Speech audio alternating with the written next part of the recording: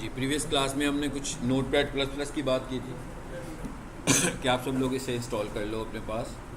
हमने आगे की प्रैक्टिस इसी पे ही करनी है, ठीक है।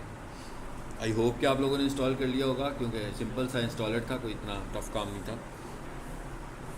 चलिए मैं इसको भी खोल लेता हूँ पहले। साथ में हम एक वेबसाइट खोल लेते हैं।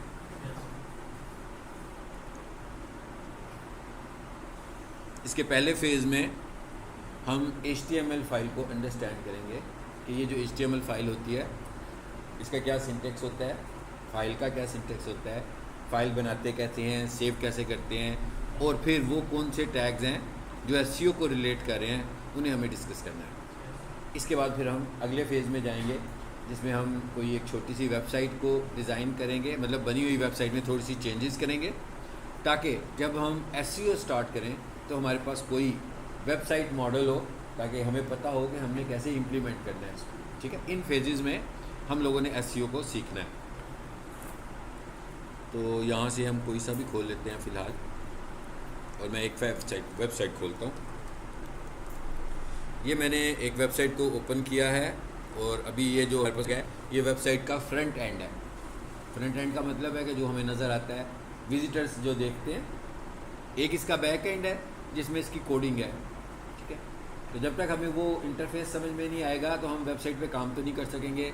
मींस अगर यही वाली वेबसाइट कोई हमें देता है कि भाई आप हमारी वेबसाइट की SEO कर दो, तो हमें जो कुछ भी करना है वो इसके बैक एंड पे करना है। जब भी हमने इसमें ऑन साइट SEO वाला पार्ट प्ले करना है तो हमने जो कुछ भी करना है इसके बैक एंड पे करना है। तो इसका मतलब क्या हुआ कि अगर हमें इसके बैक एंड की अंडरस्टैंडिंग होगी तभी हम कर पाएंगे। It is not part of SEO, मगर ये काम नहीं आता होगा तो हम SEO ही नहीं कर पाएंगे, क्योंकि SEO को इम्प्लीमेंट करने के लिए हमें बैक एंड में मैनिपुलेट करना आना चाहिए, ठीक है।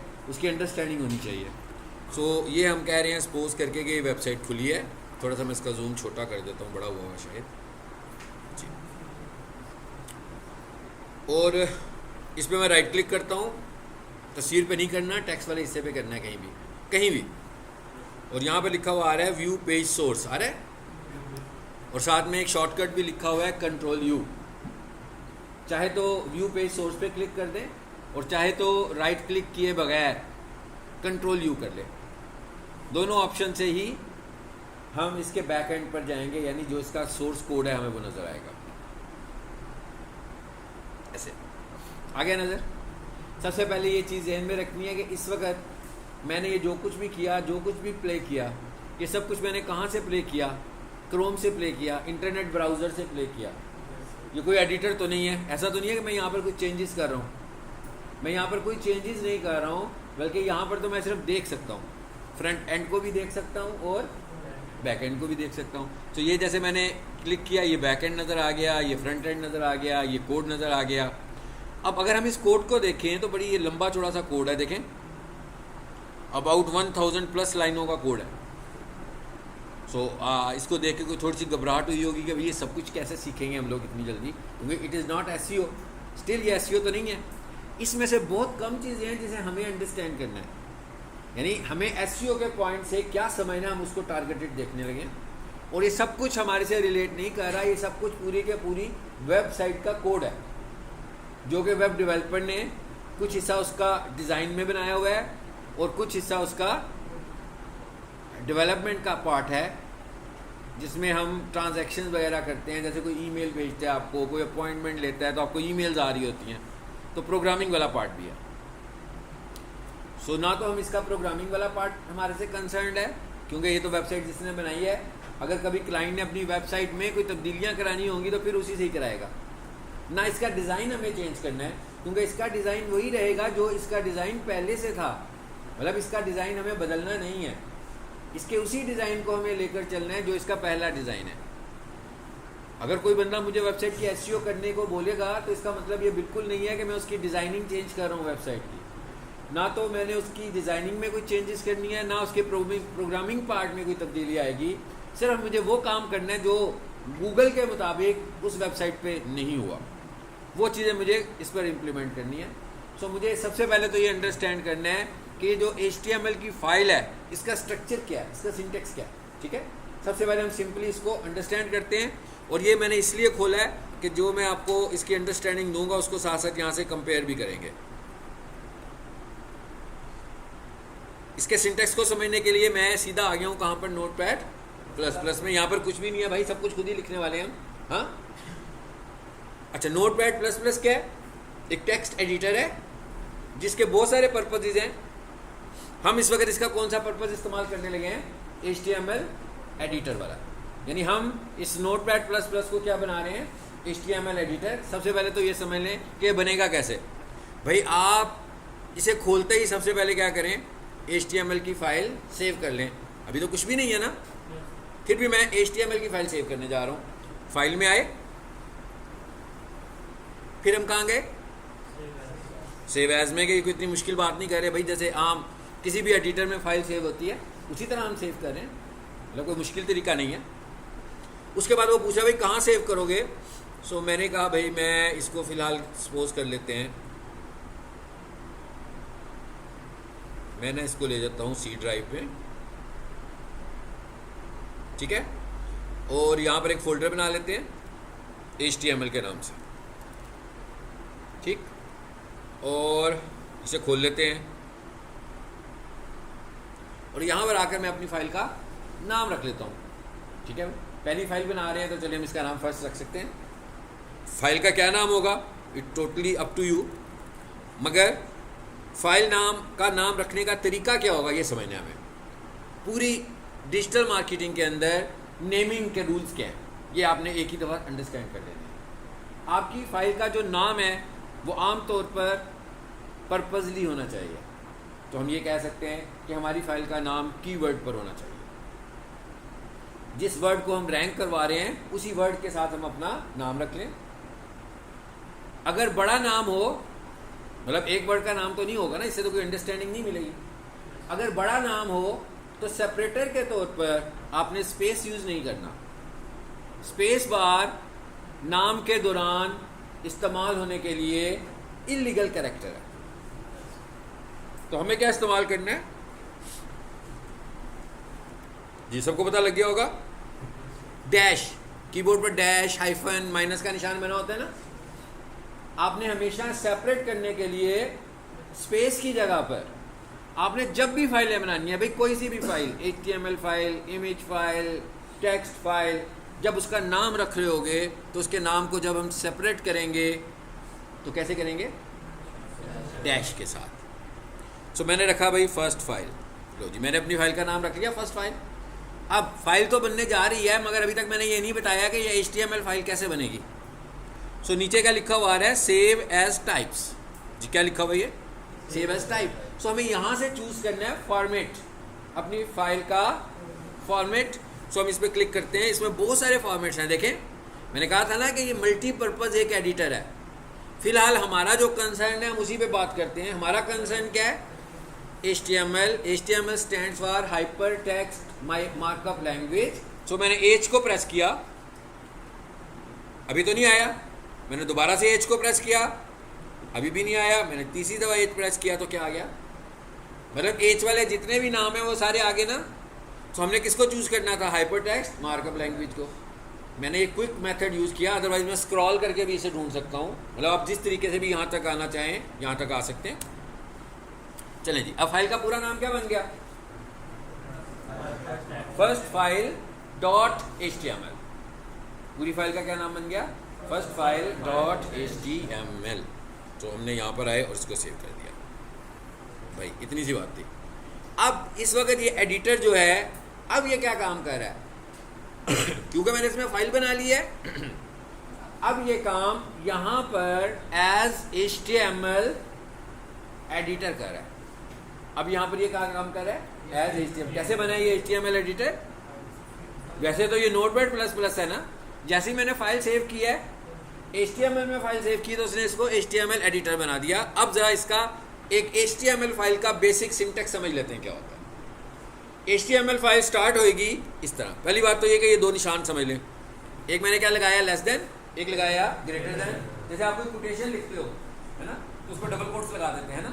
डबल कोट स्टार्ट में भी लगाते हो, डबल कोट्स एंड में भी लगा देते हो, तो कोटेशन बन जाती है आपकी। इसी तरीके से HTML के अंदर जो हमने कमांड्स देनी है उन्हें हम बोलेंगे टैग्स। इंस्टाग्राम में भी टैग होते हैं, वो हैश टैग्स होते हैं। These are not hash tags, ये टैग हैं। इन्हें हम कह सकते हैं ये फॉर्मेटिंग टैग्स हैं।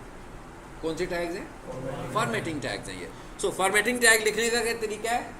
जब लिखना शुरू करेंगे तो लेस देन लगाओगे, जब उसका नाम मुकम्मल हो जाएगा तो ग्रेटर देन लगाओगे। सो HTML फाइल का जो पहला टैग होता है वो कौन सा होता है? HTML लगा दिया जी हमने। क्योंकि हमने फाइल का नाम रख लिया हुआ, देखें उसको आपको सजेशन भी दे रहा है, दे रहा है ना, क्योंकि हमने उसे बता दिया हुआ है कि भाई HTML फाइल बना लो, इसको Notepad++ को HTML एडिटर बना दो, इसीलिए वो हमें सजेशन भी देने लगा हुआ है। फाइन, पहला हिस्सा तो हो गया मुकम्मल। अच्छा, अब HTML फाइल का स्ट्रक्चर क्या होता है ये तो हमें पता लग गया। Everything in terms of tags. इसका सबसे पहला टैग क्या है? HTML। हर टैग का एक एंड होगा, यानी कि एक टैग को हम स्टार्ट करेंगे और एक टैग को हम एंड करेंगे। अभी क्या किया हमने? स्टार्ट किया है ना टैग का, देखिए स्टार्ट है अभी ये स्टार्टिंग टैग है। इसका मतलब क्या हुआ? इसका एक, मैंने क्या बताया कि HTML के हर टैग का एक स्टार्ट होगा और एक एंड होगा। सो अभी हमने लिखा स्टार्ट, इसको एंड कैसे करना है, एंड करने का तरीका भी समझ लें। ये जो मैंने स्लैश लगाया ना, इसको आपने स्लैश नहीं समझना, आपने समझना कि आपने बोला है वर्ड एंड, यानी जब भी आपने कुछ एंड करना होगा तो आप उसके लिए क्या लगा दोगे? ये वाला स्लैश, दूसरा नहीं लगाना। स्क्रीन पर देख लें ये कैसा स्लैश है, ठीक है। एक दो स्लैश होते हैं ना कीबोर्ड पर, एक ये भी होता है, एक की डायरेक्शन दूसरी तरफ होती है बिल्कुल। आपने ये वाला लगाना है और फिर आपने लगा दिया HTML। चलो, ये क्या बन गया? वो जैसे घर बनाते हैं तो एक चार दीवारी बन जाती है ना भाई, ये हमने HTML फाइल की चार दीवारी बना लिया भाई। अब जो काम करना है इसके अंदर करना है। मैंने कहा जो भी काम करना है इसके अंदर करना है। ज़रा एक काम करते हैं, साथ ही वेबसाइट पे आ जाते हैं।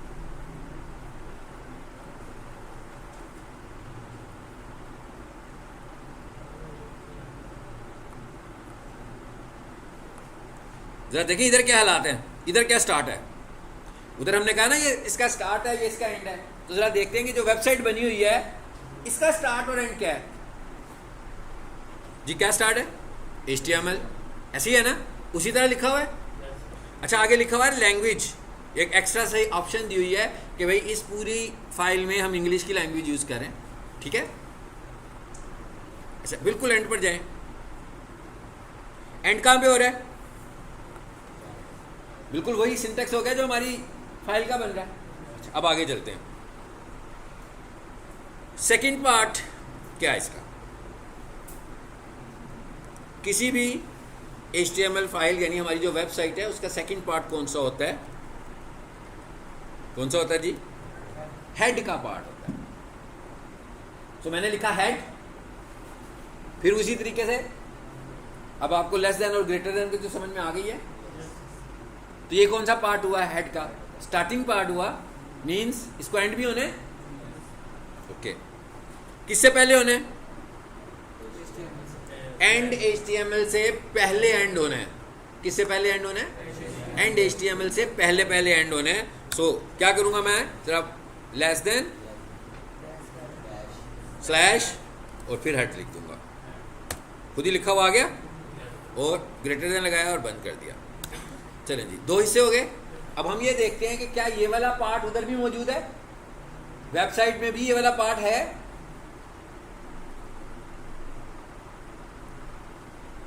ऊपर चलते हैं जी, लाइन नंबर 5 है ना, ये हेड शुरू हुआ जी। जरा देखें, ये हेड शुरू हुआ। विंडो में शॉर्टकट की होती है Ctrl+F फाइंड करने की। सो मैंने कहा जरा मुझे बताओ हेड एंड कहाँ पे हो रहा है भाई? ये मैंने लिखा स्लैश, ये लिखा हेड। पता लग गया? 180वीं लाइन में जाकर हेड एंड हो रहा है। इसका मतलब क्या हुआ? हेड में भी काफ़ी सारी इंफॉर्मेशन है वेबसाइट को लेकर, काफ़ी सारा डाटा हमने हेड में भी लिखना है वेबसाइट को लेकर। सो हेड वाला पार्ट कहाँ पर था? HTML के फौरन बाद, बिल्कुल पहले वाला पार्ट। अच्छा, अब जरा देखते हैं तीसरा पार्ट। इसका जो तीसरा हिस्सा है वो है बॉडी।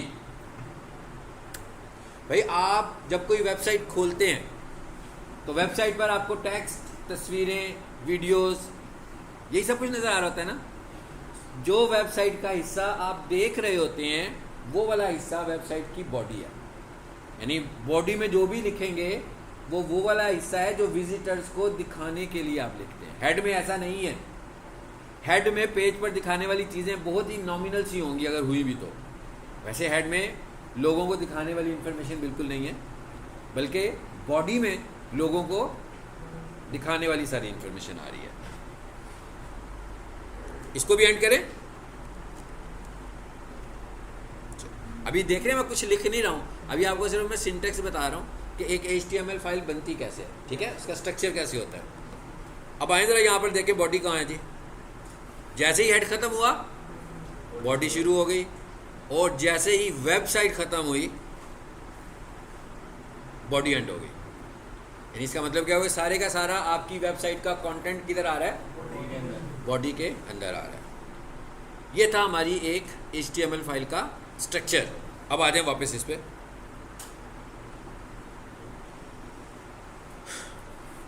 जी, ये जो स्ट्रक्चर है क्या ये बॉडी ह्यूमन बॉडी से मिलता जुलता स्ट्रक्चर है? ऐसी है ना, हमारी बॉडी भी तो ऐसी है भाई, ठीक है।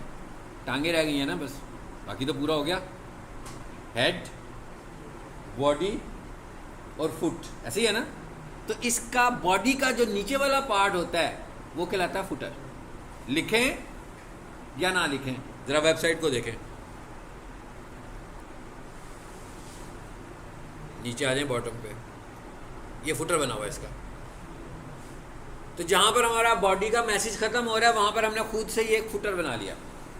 तो एक्चुअली वेबसाइट के भी 3 हिस्से हो गए, एक टॉप वाला हिस्सा, एक बॉडी वाला हिस्सा और एक फुट वाला हिस्सा। टॉप के हिस्सों में आपको लोगो नजर आ रहा होता है, टॉप के हिस्से में आपको मेन्यू नजर आ रहा होता है, फिर आपको वेबसाइट नजर आती है।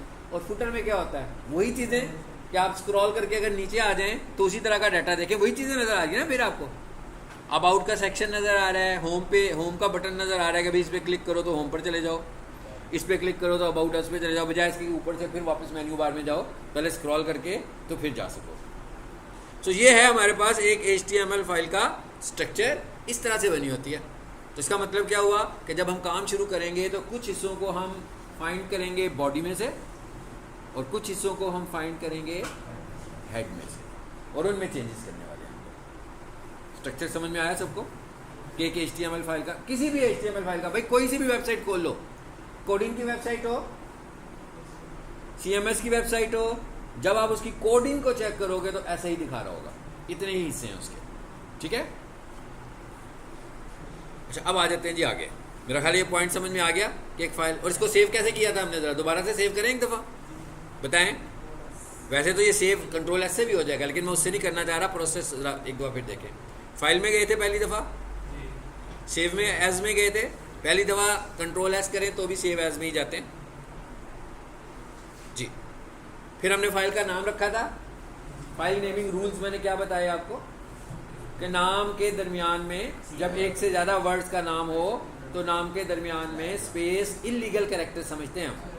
यानी इलीगल का मतलब क्या हुआ कि इसे बिल्कुल इस्तेमाल नहीं करना, तो उसके लिए हम डैश इस्तेमाल करेंगे। इसको डैश बोलेंगे और हाइफन बोलेंगे, चाहे आप इसे डैश बोल लें चाहे आप इसे हाइफन बोल लें, इन दोनों में से आपने इसका कोई नाम लेना है, ठीक है। और ये कीबोर्ड के ऊपर होता है, मेरा ख्याल है सभी को पता है, होता है ना। नाम रखा, फिर क्या किया, नीचे आकर सेव एज टाइप में से इसका फॉर्मेट चूज करना है। Notepad++ सिर्फ HTML फाइल नहीं बना रहा भाई, नंबर ऑफ फॉर्मेट्स हैं इसके पास, इसलिए आपको चूज करना पड़ेगा फॉर्मेट कौन सा, हाइपरटेक्स्ट मार्कअप लैंग्वेज। और फाइनली आप इसको क्या कर दोगे, सेव कर दोगे। पहले से फाइल बनी है तो हमने कहा भाई सेव कर दो।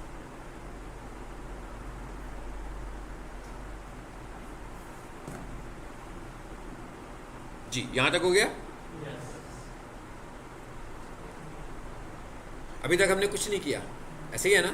अभी हमने कोई काम तो नहीं किया, कोई फाइल भी नहीं बनाई, कोई इनपुट भी नहीं दी कि हम इसकी आउटपुट देख सकें। अब हम देखते हैं कि सबसे पहली इनपुट वेबसाइट के ऊपर कौन सी है, और वही हम देने वाले हैं। ये वेबसाइट खुली हुई है, ये जहां मैं स्क्रॉल कर रहा हूं ये तो वेबसाइट का पेज है ना, लेकिन इस वक्त जो मैंने माउस रखा हुआ टैब के ऊपर, सबको पता नहीं टैब होता है, जिस पेज को खोला होता है उसका टैब खुला हुआ है, इसके ऊपर दो इन्फॉर्मेशन आ रही हैं। एक आ रहा है नाम, जिसपे लिखा हुआ आ रहा है जी बेस्ट प्रोफेशनल किचन इक्विपमेंट इन पाकिस्तान, और एक आ रही है छोटी सी तस्वीर। आ रही है कि नहीं आ रही है? ये वाली, वो छोटा सा इमेज आ रहा है, इट इज कॉल्ड फेविकॉन। इसका नाम होता है जी, क्या कहते हैं हम इसको कॉल करते हैं, जैसे वो डेस्कटॉप के ऊपर जो थंबनेल्स आ रहे होते हैं, जी जी, उन्हें आइकॉन बोलते हैं ना, इसे हम क्या बोलते हैं? फेविकॉन बोलते हैं। बात करनी है कुछ? जा रहे।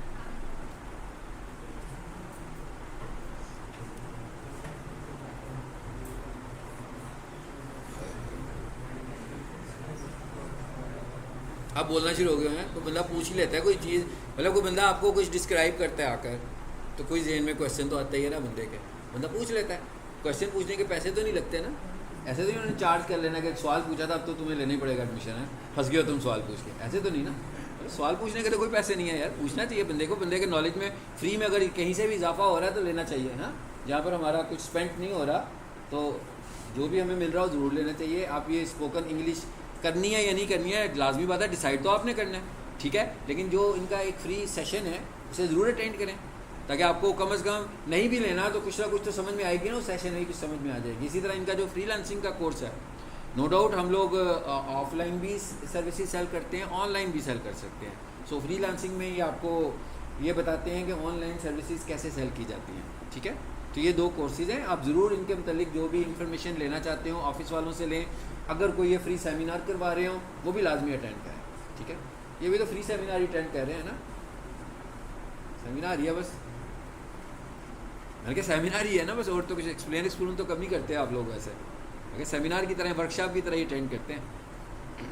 ज़रा मैंने आप लोगों को ना टिकटॉक एक्टिवेट करवाने हैं सबके, जो कुछ पढ़े ना घर जाकर ज़रा टिकटॉक पे रिकॉर्ड कर दो और टिकटॉक का लिंक मुझे शेयर कर दो।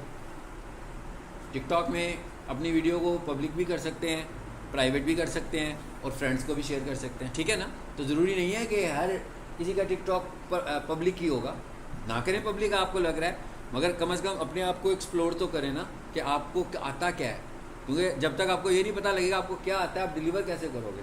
अपने आप को एक्सप्लोर करने के लिए टिकटॉक का इस्तेमाल करें। और टिकटॉक में जो चीज़ें मैं एक्सप्लेन करता हूँ उन्हें आप खुद से एक्सप्लेन किया करें छोटे छोटे टॉपिक्स में, कभी स्क्रीन पर तो कभी ऐसे ही ओरल, जैसे मैं बोल रहा हूँ इस वक्त स्क्रीन के बगैर ही बोल रहा हूँ ना, तो खुद से एक टिकटॉक रिकॉर्ड करेंगे, जनाब ये चीज़ है, इसका ये पर्पज़ होता है, इस काम के लिए हम इसे इस्तेमाल करते हैं। चलें जी आगे आ जाते हैं वापस। अब हमें पता लग गया दो चीज़ों को हम टारगेट करने लगे हैं, एक टैब के ऊपर जो नाम आ रहा था पेज के टैब के ऊपर, और एक तस्वीर जो आ रही थी, उस तस्वीर का क्या नाम लिया मैंने? जी जी बोले, फेविकॉन। उस तस्वीर का क्या नाम लिया मैंने? उसे फेविकॉन बोलते हैं। और याद रखें हम ये जो कुछ डिस्कस कर रहे हैं ना, ये हम सिर्फ वो चीज़ें डिस्कस कर रहे हैं जो एसईओ के लिए ज़रूरी हैं।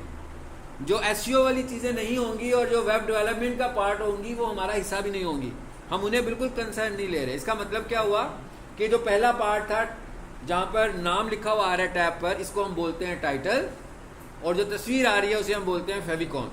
तो ये दो चीज़ें हम सिर्फ इसलिए कर रहे हैं कि एसईओ में इसका रोल है। अगर एसईओ में इसका रोल ना हो तो इसे कंसीडर भी ना करें। क्या रोल है ज़रा ये पहले देखें और फिर इस कोड को देखते हैं। रोल देखते हैं पहले क्या है। माउस रखते हैं इसके ऊपर एक दफ़ा फिर से, और इस पर लिखा हुआ आ रहा है प्रोफेशनल किचन इक्विपमेंट इन पाकिस्तान, ऐसे ही है। तो सबको पता लग गया कि भाई ये जो वेबसाइट है इसका टाइटल क्या है? प्रोफेशनल किचन पाकिस्तान, ठीक है, ओके। अब एक आम यूज़र गूगल पर आता है और उसको प्रोफेशनल किचन इक्विपमेंट वाली सर्विसेज वाली वेबसाइट देखनी है, तो उसने आया और यहाँ पर आकर क्या टाइप कर दिया? प्रोफेशनल किचन इक्विपमेंट, ऐसे ही है, यही था ना वहाँ पर भी लिखा हुआ, बेस्ट प्रोफेशनल किचन इक्विपमेंट इन पाकिस्तान। अब एक आम यूज़र आया और उसने ये सर्च किया, तो अब क्या होना चाहिए? जो वेबसाइट रैंक हुई हो उसको ऊपर आ जाना चाहिए, ऊपर वाले नंबर्स में आना चाहिए कुछ में। तो हम लिख के एंटर करते हैं और देखते हैं क्या हुआ। जी क्या हुआ, सबसे ऊपर एक वेबसाइट आई है, ये वही वेबसाइट आई है ना जो अभी हमने खोली हुई थी। लेकिन अगर आप यहाँ पर देखें तो ये आ कैसे रही है, ज़रा पहले ये समझ लो। सबसे ऊपर आ रही है उसकी डोमेन नेम। डोमेन का नाम क्या है भाई, DECKitchen.org। ये डोमेन नेम और URL में फ़र्क होता है, ये ज़हन में रखना है। डोमेन है जो इन्होंने खरीदी हुई है वो आ रही है, URL का तो मतलब है आपकी पूरी वेबसाइट का नाम। नाम क्या आ रहा है, प्रोफेशनल किचन इक्विपमेंट .DECKitchen.org। मेरा हाल है प्रीवियस क्लास में हमने इसको देखा था। डोमेन है कि सब डोमेन है, ये सब डोमेन बनी हुई है। और हमने ये भी देखा था कि भाई ये जो सब डोमेन होती है प्रायोरिटी पर मेन डोमेन से कम होती है, बट इसके बावजूद ये वेबसाइट रैंक हुई है। लेकिन जो दूसरा एक फैक्टर पड़ा था वो क्या था, कीवर्ड इन URL। तो URL में क्योंकि कीवर्ड आ गया तो इस वजह से ये रैंक भी हो गई। चलो ये तो एक बात होगी। अच्छा, उसके बाद ये क्या लिखा हुआ आ रहा है, बेस्ट प्रोफेशनल किचन इक्विपमेंट इन पाकिस्तान आ रहा है। ये वही कीवर्ड है जो हमने लिखा है, सर्च लिखी है हमने जो। इसका मतलब है ये वेबसाइट के किसी हिस्से में लिखी होगी तभी आई है ना लिखी हुई यहाँ पर। ये वेबसाइट का टाइटल है। क्या है ये वेबसाइट का, अब हमें समझ में आ गया इसकी इंपॉर्टेंस का। मतलब ये हम कह सकते हैं ना कि एक वेबसाइट में जो कुछ आप टाइटल में लिखोगे वो बहुत इंपॉर्टेंट स्पेस है जो आपकी वेबसाइट को रैंक करने में आपकी हेल्प कर रही है। इसका मतलब ये हुआ कि हमें किसी भी वेबसाइट का टाइटल तब्दील करना और सेट करना आना चाहिए। इसीलिए हम इस चीज़ को देखने लगे हैं कि भाई ये टाइटल है कहाँ पे लिखा हुआ ये टाइटल, और हम इसे सेट करेंगे। चलिए जब इधर आ जाते हैं, पहले इधर इसमें देख लें टाइटल कहाँ है।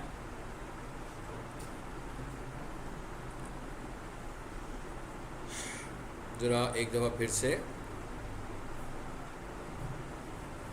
बिल्कुल टॉप पर चले जाए ना वेबसाइट के। जी टाइटल नज़र आ गया होगा आपको, लाइन नंबर 11 में आ गया। टाइटल का टैग नज़र आ गया हमें। चलिए जी अब हम एक काम कर लेते हैं। और किस पार्ट में है, हेड के पार्ट में है। ठीक है, किस पार्ट में है, हेड के पार्ट में है। सो इधर वापस आते हैं, कहाँ जाएंगे फिर हम, हेड में आते हैं और यहाँ पर आकर लिखते हैं टाइटल। लिखा गया, उसने सजेस्ट भी किया है कि टाइटल एक टैग है, और इसको एंड किया। करना था ना एंड के, नहीं करना था। हर टैग का स्टार्ट है, हर टैग का जितने भी टैग्स होंगे जो हम पढ़ रहे हैं उनका भी, और जो टैग हम नहीं पढ़ रहे उनके साथ यही बिहेवियर है कि हर टैग का स्टार्ट है और हर टैग का एंड है। चलिए अब हम अपनी प्रैक्टिस के लिए फिलहाल आपको ये समझ में आ गया कि टाइटल बहुत इंपॉर्टेंट स्पेस है और यहाँ पर किसी भी वेबसाइट का प्राइमरी कीवर्ड होना चाहिए।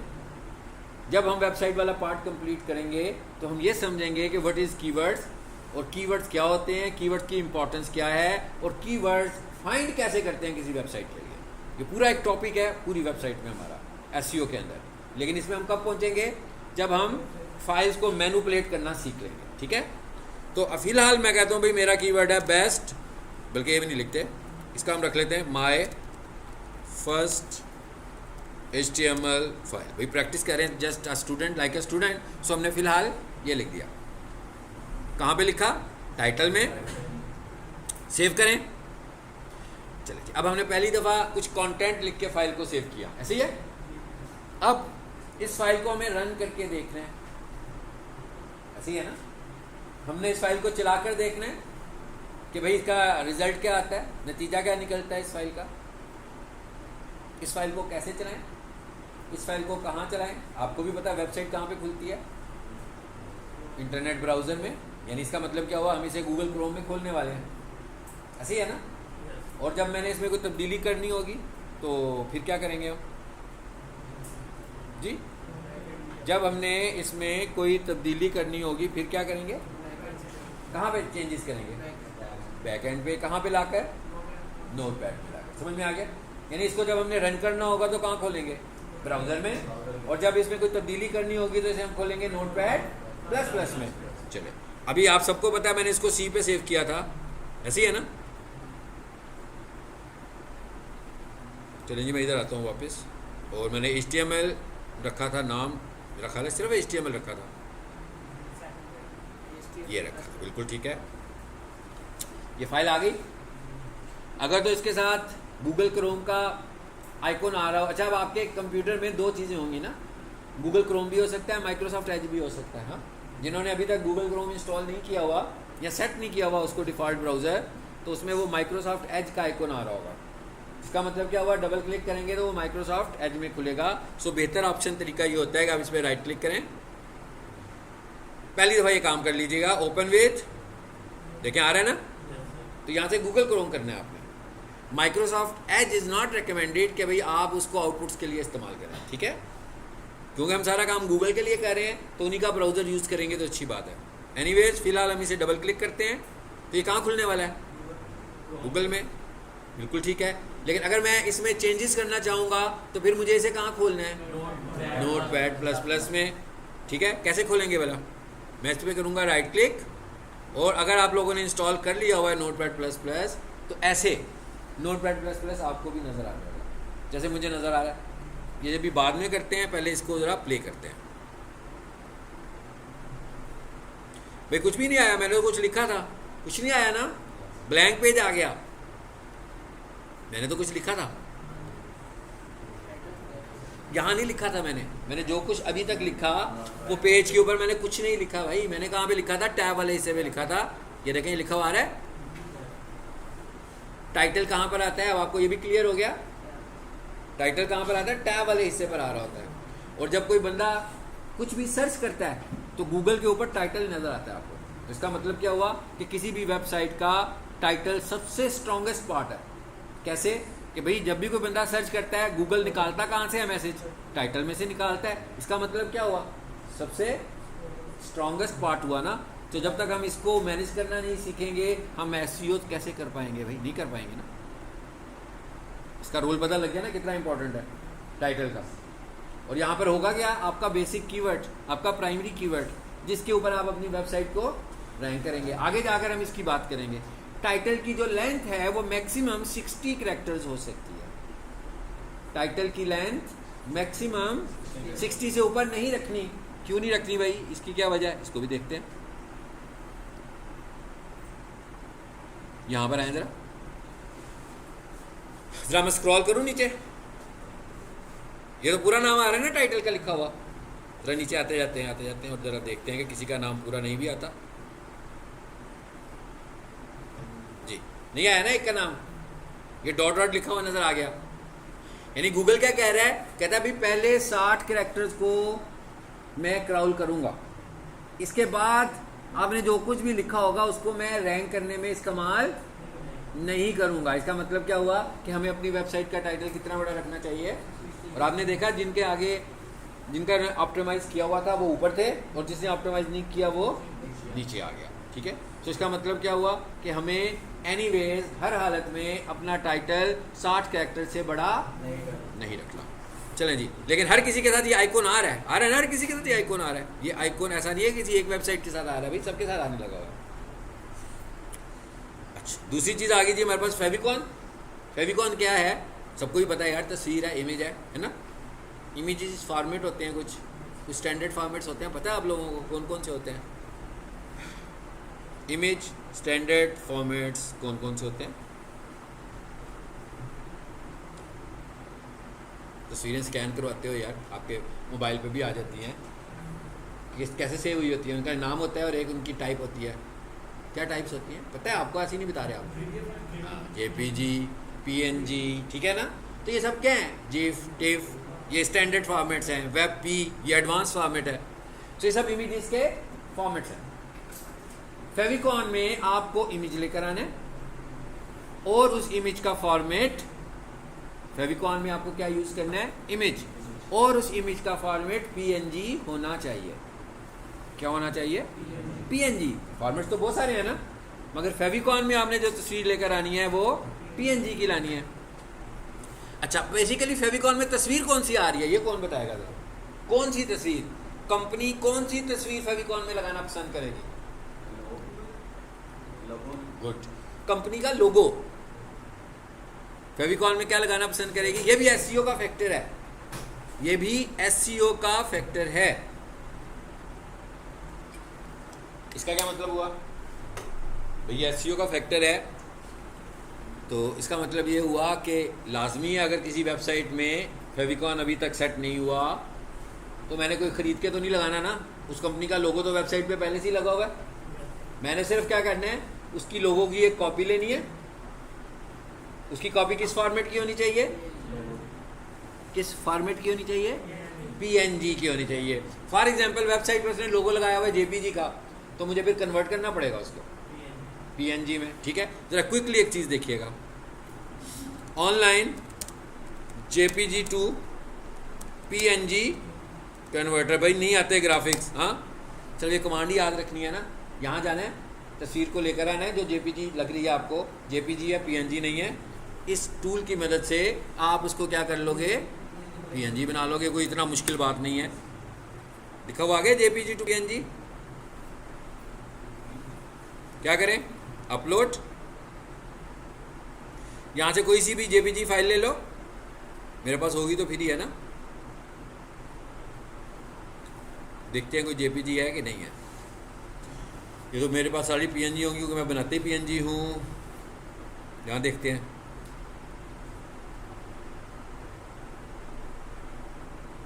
ये भी पीएनजी ही होनी है। चलो बहरहाल आपको समझ में आ गया मेरा ख्याल है। चलिए हम एक काम कर लेते हैं भाई, नेट से कोई तस्वीर ले लेते हैं। ठीक है, कंप्यूटर कॉलेज लोगो जेपीजी। ठीक है, मैंने कहा भाई जेपीजी टाइप की मुझे ना कोई तस्वीर दे दो। इस पर क्लिक करते हैं, राइट क्लिक। कोई बहुत मुश्किल काम तो नहीं कर रहा भाई, एक ऐसी इमेजेस आप प्ले करते रहते हो, खेलते रहते हो इमेजेस के साथ, है ना। आगे ना जेपीजी। चलो मैं इसका नाम रख लेता हूँ टेस्ट केस, जो भी नाम रखना है मैंने। चलो आपको समझाने के लिए ये किया है। इधर आए, यहाँ आकर अपलोड करें। ये वाली फाइल है, अभी तक ये क्या है? जेपीजी है। इसे खोलो और क्या कर दो, इसको डाउनलोड। पीएनजी में होने लगी ना डाउनलोड, हालांकि थी कौन सी? इसका मतलब क्या हुआ कि अगर मैं जेपीजी को पीएनजी बना सकता हूँ तो मैं पीएनजी को भी जेपीजी बना सकता हूँ। मतलब भाई मैं किसी भी फॉर्मेट को किसी भी दूसरे फॉर्मेट में कन्वर्ट कर सकता हूँ। ये पॉइंट याद रखना है। चलें जी, तस्वीर आ गई हमारे पास। कहाँ पर आई है भाई? इसको भी ज़रा जल्दी से कर लेते हैं। कौन सी है? ये है पीएनजी, यही है ना। ओके, इसे यूँ करो, यहाँ से कट कर लो और कट करके, बल्कि कट नहीं करते, कॉपी करते हैं यार, फिर ढूंढनी पड़ेगी नेक्स्ट टाइम भी कभी। तो इसको कहाँ ले जाएं? HTML में भाई यहीं पर पेस्ट कर दो। ठीक हो गया? ठीक है। अब फेविकॉन का पहली रिक्वायरमेंट हमने पूरी कर दी, क्या? पीएनजी होनी चाहिए। दूसरी रिक्वायरमेंट भी है, उसका नाम फेविकॉन होना चाहिए। मैं कहा दूसरी रिक्वायरमेंट क्या है? कोई भी नाम नहीं चलेगा, इसका नाम क्या होगा? फेविकॉन। सो मैं F2 प्रेस करता हूँ, रीनेम, और इसका नाम कर देता हूँ फेविकॉन। हो गया? हमें दो रिक्वायरमेंट्स भी पता लगी, हमने उन्हें रिजॉल्व भी कर लिया। ये मैंने क्या किया? विंडो की शॉर्टकट की यूज़ की F2 रीनेम करने के लिए, और उसका नाम बदल दिया। आप राइट क्लिक करेंगे तो वहाँ भी रीनेम का ऑप्शन आ जाएगा, F2 करेंगे तो भी रीनेम हो जाएगा। ये कोई इतनी मुश्किल बात नहीं है। चलें जी आगे चलें। इस वेबसाइट को देखें ज़रा, इसका फेविकॉन कहाँ है भाई? देखो ज़रा इसका फेविकॉन कहाँ है, मुझे बताइएगा अगर नज़र आ जाए तो। आ गया नज़र? चलो जी, इसे मैंने कॉपी किया था थोड़ा सा टाइम बचाने के लिए, और इसको मैंने यहाँ पे पेस्ट कर दिया। फेविकॉन कैसे लगना है, इसको बेशक मैं मिटा देता हूँ अभी फिलहाल, कंफ्यूज ना करे आपको। फेविकॉन कहाँ पे लगना है? जल्दी जल्दी बताते जाना है। फेविकॉन कहाँ पे लगना है? नहीं, टाइटल कहाँ बीच में आ गया यार? हेड के अंदर। टाइटल को मिक्स नहीं करना, सब कुछ हेड में लग रहा है। Title is the part of head. ठीक है, तो इसका मतलब क्या हुआ? फेविकॉन कहाँ पे लगना है? हेड के अंदर। यहाँ पर कोई कमांड का नाम फेविकॉन तो है ही नहीं है। कौन से टैग से लगना है? कौन से टैग से लगना है? लिंक के टैग से लगना है। फेविकॉन कौन से टैग से लगना है? लिंक के टैग से लगना है। हमने लिंक का टैग लगाया, link space REL। REL stands for relation. REL का क्या मतलब है? Relation. Equals to double quotation में हमने लिखा शॉर्टकट स्पेस आइकॉन और फिर डबल कोट्स बंद कर दिया। मतलब क्या हुआ? हम कह रहे हैं एक लिंक लगाओ, कैसा होना चाहिए? बिल्कुल छोटा सा होना चाहिए भाई, आइकॉन की तरह का होना चाहिए। लेकिन ये एग्जैक्टली वर्ड्स हैं जो आपको लिखने हैं। इसमें अगर आप स्पेल मिस्टेक करोगे तो एरर आ जाएगा। एरर ऐसे नहीं आएगा कि पता लगा एरर आ गया, मतलब आउटपुट नहीं आएगी। और आखिर में क्या लिखा हुआ आ रहा है? href। href स्टैंड्स फॉर, भाई तस्वीर भी तो बतानी है कौन से वाली। ये तो बता दिया है ना कि फेविकॉन लगाओ लिंक में, फिर ये भी बता दिया कि छोटा लगाओ, लेकिन तस्वीर कहाँ है ये भी तो बतानी है। तो ये बताने के लिए हम यूज करेंगे href। href stands for hyper reference.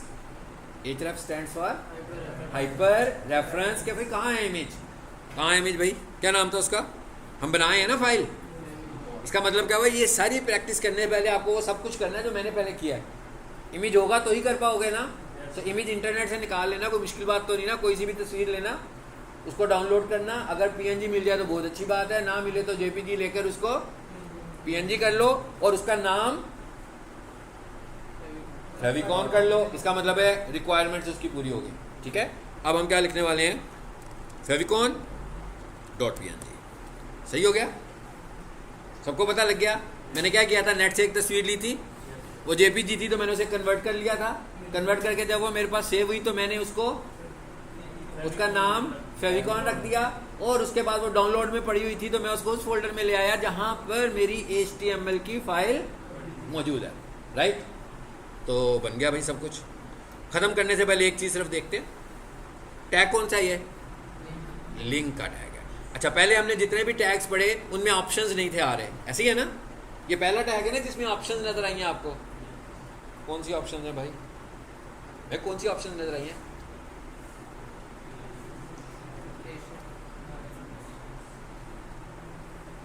बोल दो यार, पता है मुझे, आपको भी पता है, मुझे भी पता है। REL पहली ऑप्शन रिलेशन, दूसरी ऑप्शन हाइपर। किसी भी टैग के अंदर जो नंबर ऑफ ऑप्शंस आ जाती हैं, ये तो मैंने समझाने के लिए वर्ड ऑप्शन इस्तेमाल किया, इज कॉल्ड एट्रीब्यूट्स।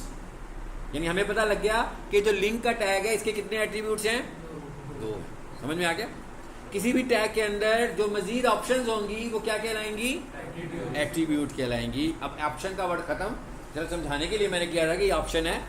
इसका मतलब क्या हुआ? मैं ये कह सकता हूँ कि भाई टाइटल में कोई एट्रीब्यूट नहीं है ना, लेकिन लिंक के 2 एट्रीब्यूट्स हैं, REL और। चलो ठीक हो गया, मसला हल हो गया भाई। अब जरा चेक करते हैं कि आपसे मिस्टेक क्या होनी है। आपने इमेज डाउनलोड करना है और डाउनलोड में रख छोड़ोगे, ऐसे नहीं करना। आपने ये प्रैक्टिस बिल्कुल उसी सिनेरियो में करनी है जैसे मैंने आज के लेक्चर में करवाई है। क्या करवाया? किसी एक खास जगह पर एक फोल्डर बनाए और अपनी सारी फाइलें उसके अंदर रखनी है, फिर एरर्स नहीं आएंगे। ओके, चलें जिसको सेव करें और अब इसको एग्जीक्यूट करें। यही फोल्डर था ना? आप देखें HTML भी यही है और वो भी इधर ही है। आइकॉन आ गया कि नहीं आया? फेविकॉन भी आ गया। वो वैसे बैकग्राउंड उसका वाइट था ना, इस वजह से वैसे नजर आ रहा है। मैं कहा फेविकॉन भी आ गया और टाइटल भी आ गया। ये दोनों हमने इसलिए नहीं पढ़े कि हमें वेब डिजाइनिंग सीखनी है। ये दोनों हमने इसलिए पढ़े कि जब भी मेरे पास कोई वेबसाइट आएगी तो मुझे पहले ये देखना है कि क्या कीवर्ड टाइटल में मौजूद है कि नहीं है। नहीं होगा तो मैं लेके आऊँगा। क्या उन्होंने फेविकॉन लगाया हुआ है कि नहीं लगाया हुआ? नहीं लगाया हुआ तो उनके लोगों को मैं फेविकॉन के तौर पर सेट करूँगा। तो ये SEO के 2 फैक्टर्स हैं, इसलिए हम ये समझ रहे हैं। इसके बाद भी मैं HTML आपको जितनी भी समझाऊंगा वो सारी की सारी इसलिए समझेंगे कि वो SEO के फैक्टर्स हैं। अगर वो SEO के फैक्टर्स नहीं होंगे तो हम उन्हें नहीं समझेंगे। क्योंकि ये SEO के फैक्टर्स हैं इसलिए हम इन्हें समझ रहे हैं। और आपको अंदाज़ा हो गया होगा कि ये अगर आप लोग सिर्फ और सिर्फ ये कहेंगे कि सर ने समझाया, बड़ी तवज्जो से पढ़ा भाई हमने, समझ में आ गया, ज़बरदस्त हो गया, परसों फिर आगे और पढ़ेंगे, तो कुछ नहीं आएगा। जब तक आप अपनी individual hands on practice using laptop या कंप्यूटर नहीं करेंगे, नहीं होगा। मोबाइल पे कुछ नहीं होगा। हाँ, यहाँ लैपटॉप पर या कंप्यूटर पर इस तरह की 3-4 अलग-अलग फाइलें बनाना, नेट से 4-5 अलग-अलग तस्वीरें लेना, फिर आपको ये क्लियर हो जाएगा। फिर हम सही तरीके से आगे बढ़ेंगे। जितना अच्छा आप HTML में हो जाओगे, आप SEO में उतने अच्छे हो जाएंगे। क्योंकि हर दफ़ा हमें यही काम करने हैं, बार बार रिपीटेडली। तो हमें इन चीज़ों को समझना है। ठीक हो गया? चलें जी, आज के लिए इतना ही।